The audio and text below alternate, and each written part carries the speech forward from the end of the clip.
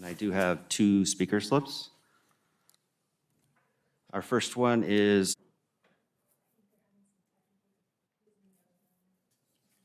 let's start with Diane.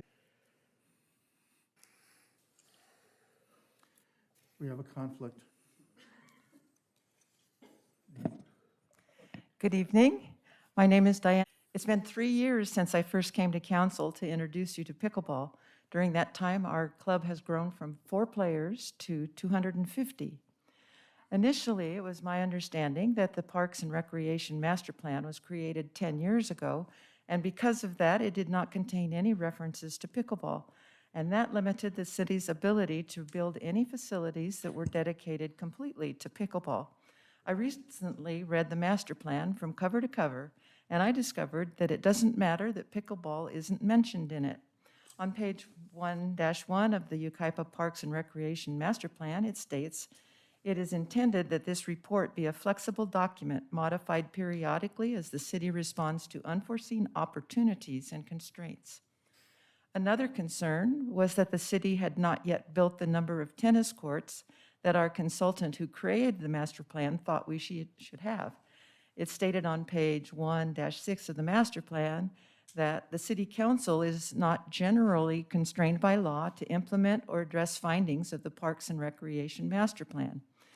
I believe that the development of pickleball programs and the development of new pickleball courts are both fully supported by the recommendations included in the master plan.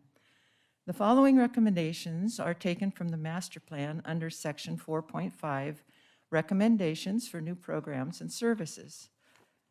Recommendation number 1, expand programs, services, and facilities for all age groups that promote physical fitness, health and wellness, social interaction, and personal development.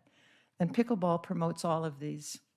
Recommendation number 16, expand family recreational activities that provide youth and their parents or guardians opportunities to interact, have fun, and learn together.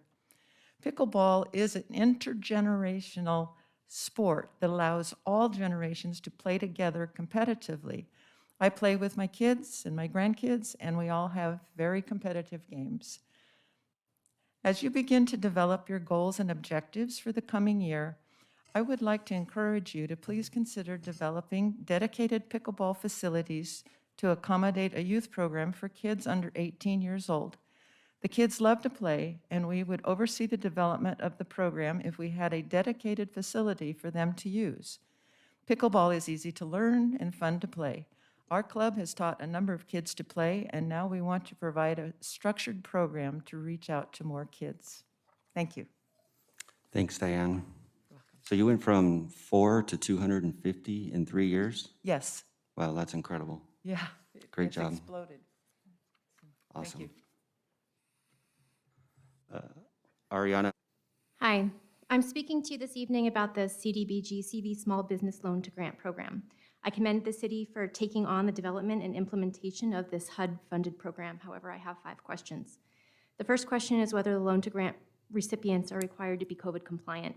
I note that CDBG CV funds are intended to prevent, prepare for, and respond to coronavirus pandemic.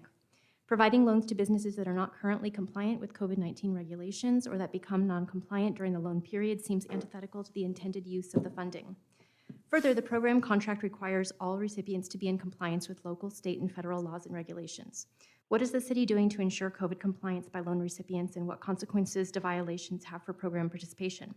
Related, I note that one program requirement for qualification is that businesses have already exhausted all other funding options, including the County of San Bernardino COVID-compliant Business Partnership Program. Where a business with less than 100 employees has not qualified for this county program because it is not making efforts to comply with health orders, it would seem that these businesses have not exhausted the option and therefore do not qualify for CDBG participation.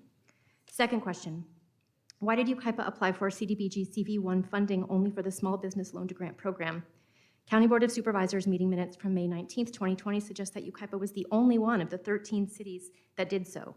Barstow and Big Bear also applied to start small business loan programs, but they also did COVID-19 testing sites, emergency food delivery, and other programs to help a broad array of citizens.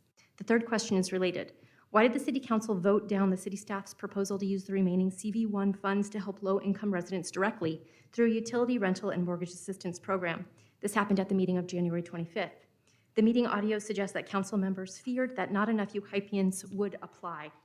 No evidence was provided to support this idea, and no public comment was solicited on the decision before a directive was made to reopen the business grant program. There seems to be a missed opportunity here.